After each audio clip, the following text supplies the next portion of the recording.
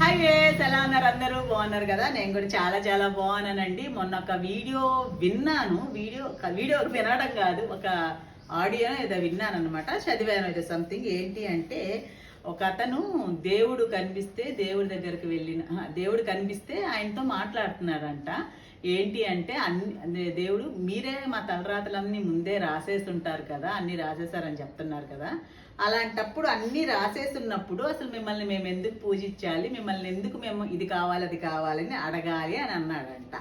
అప్పుడు దేవుడు ఏమన్నారు అంటే, ఏమో నీకు రాసిన దాంట్లో నువ్వు ఎప్పుడు ఏమి అడిగితే అది ఇద్దామని రాస్తున్నానేమో అని అన్నారంట. అంటే మనుషులు చూడండి, ఒక మనిషితోటి అవసరం, మనిషితోటి అవసరం తీరిపోయింది అంటే వాళ్ళని వదిలేయడానికి సిద్ధపడతారు. అలాగే దేవుడితో కూడా ఆటలాడుతున్నారు అనమాట. అన్నీ హాయిగా ఉన్నాయనుకోండి, దేవుడికి పూజ చేద్దామన్న ఆలోచన కూడా లేని వాళ్ళు చాలా మంది నేనే చూసాను. అదనమాట. దీనికి మీరేమంటారు నాకు జవాబు కామెంట్లో చెప్పాలన్నమాట.